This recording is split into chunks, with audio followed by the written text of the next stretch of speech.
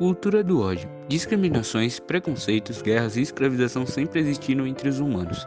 Manifestações de ódio não são uma novidade da atual época. Ao mesmo tempo, há pessoas boas, que aparecem muito pouco em uma sociedade atual. Precisa se alertar contra os malfeitos e os erros de compreensão humana. Alertar contra os preconceitos e as discriminações, mas deve-se também olhar os bons exemplos. O medo é o primeiro dos 4 gigantes da alma, pois interfere na capacidade de agir como os outros querem que a gente aja. O ser prefere sobreviver do que ser livre, onde o ser passa a se tornar assustado com tudo e pessoas assustadas obedecem com facilidade. Um indivíduo assusta o outro porque consegue a submissão do mesmo. O medo está na base de quase todos os preconceitos e ódios que o ser humano cultiva. Leonardo Boff mencionou as 4 sombras da cultura brasileira: o colonialismo, o holocausto indígena, a escravidão e a corrupção. O Brasil e os demais países americanos eram descritos como verdadeiros paraísos terrestres. Os europeus, ao chegarem ao Novo Mundo, viram principalmente uma fonte de bens materiais que seriam explorados. Ainda nos dias de hoje, a esteira do complexo cultural da colonização, commodities para serem exportadas, com ausência de desenvolvimento industrial significativo, domina a cultura nacional. Não deve se esquecer de que o preconceito é insidioso e que todos fomos educados a pensar de acordo com as estruturas coloniais e racistas. Temos convivido com uma história de privilégios, colonialismo, discriminação e exclusão como se essas situações fossem normais. No mundo atual, o racismo e a intolerância à diferença mostram-se cada vez mais frequentes e mais cruéis. Em outras razões, o ser torna-se bárbaro porque torna-se desumano e se afasta das suas tradições. Em 1714, Bernard Mandeville publicou o livro A Fábula das Abelhas, Vícios Privados, Benefícios Públicos. Partindo da separação moderna entre a esfera pública e a esfera privada, o argumento do autor passa por considerar que os vícios privados são essenciais para a prosperidade econômica, gerando benefícios públicos e coletivos, um argumento mais radical do que o do interesse próprio de Adam Smith. A internet é um grande palco para a liberdade de expressão, que é o direito de manifestar livremente opiniões e ideias.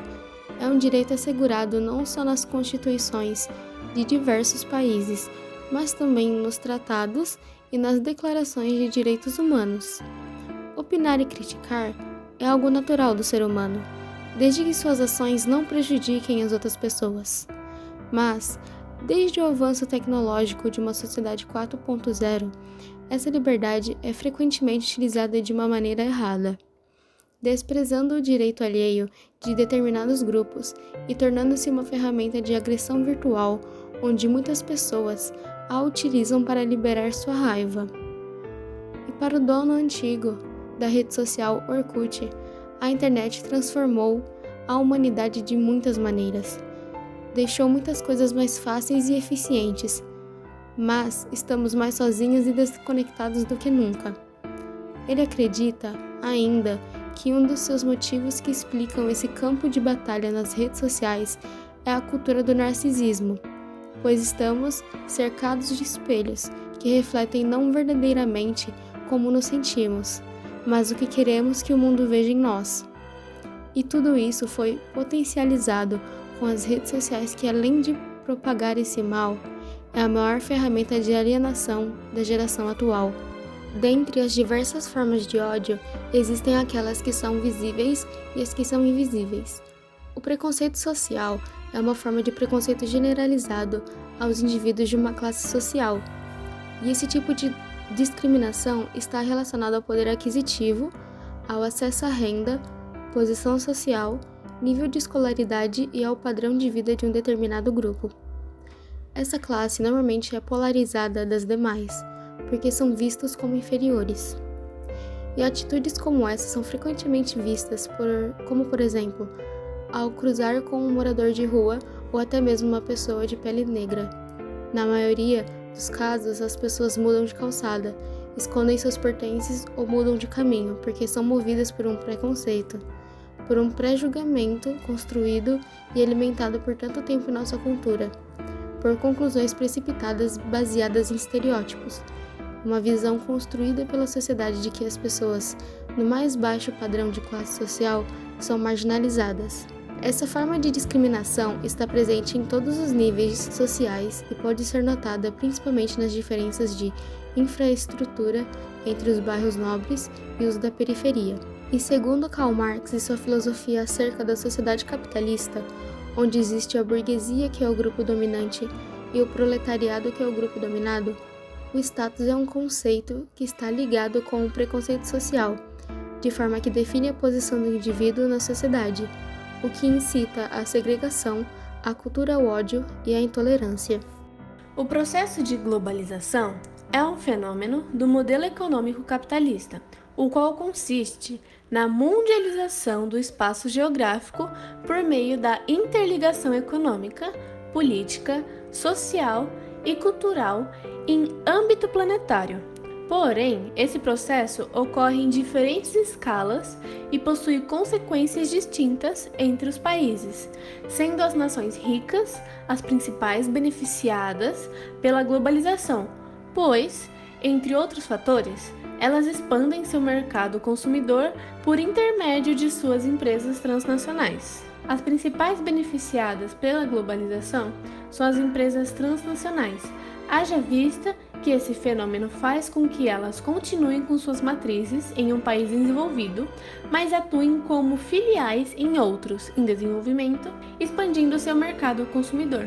Elas se aproveitam da mão de obra barata, além de benefícios, que são isenção de impostos, doações de terreno, etc., proporcionados pelo governo dos países em desenvolvimento, visando ao aumento da lucratividade. Além de fatores econômicos e sociais, a globalização também interfere nos aspectos culturais de uma determinada população. O grande fluxo de informações obtidas por meio de programas televisivos e principalmente pela internet exerce influência em alguns hábitos humanos. A instalação de rede de fast food é outro elemento que pode promover uma mudança nos costumes locais. Entretanto, elementos da cultura local perduram em meio à população, promovendo, assim, a diferenciação entre as culturas existentes. A teoria enfatiza o surgimento de situações políticas de confronto no momento do surgimento da internet e das redes digitais. E enfatiza o aspecto da cultura da internet que é influenciada por forças dominantes e sua contribuição para novas mudanças sociais. Hoje, a vida sem internet é quase impossível. Habituamos-nos às facilidades da internet, ao acesso massivo a todo tipo de informação pelo fato de muitas atividades ser realizadas online. Pierre Levy é um dos principais estudiosos da cultura online do mundo. Seus trabalhos fornecem uma boa referência para a compreensão do impacto da internet e mídia digital na sociedade. Jorge Gonzalez é outra referência nos estudos atuais sobre a cibercultura e a cultura contemporânea, numa perspectiva sociológica. Suas pesquisas e obras são baseadas em grande parte da tese de grandes filósofos e especialistas, como Bourdieu e McLuhan.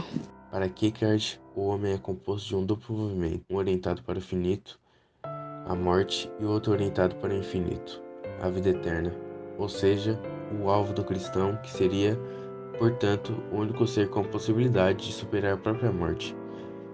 Quando apenas um desses movimentos é concretizado, o homem se desespera.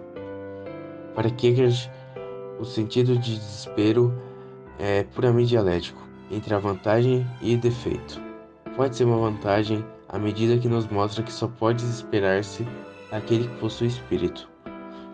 O desespero diferencia, assim, o homem do animal irracional. Portanto, para o filósofo, a possibilidade dessa enfermidade é a vantagem do homem sobre o bruto, vantagem que nos caracteriza infinitamente mais do que andar na vertical, já que ela significa a infinita verticalidade e elevação que nos compete por sermos dotados de espírito. Kierkegaard concebe o homem como um ser no mundo que tem diante de si muitas possibilidades. O homem é para ele um ser responsável pelas escolhas que faz, e é a síntese de corpo, alma e espírito.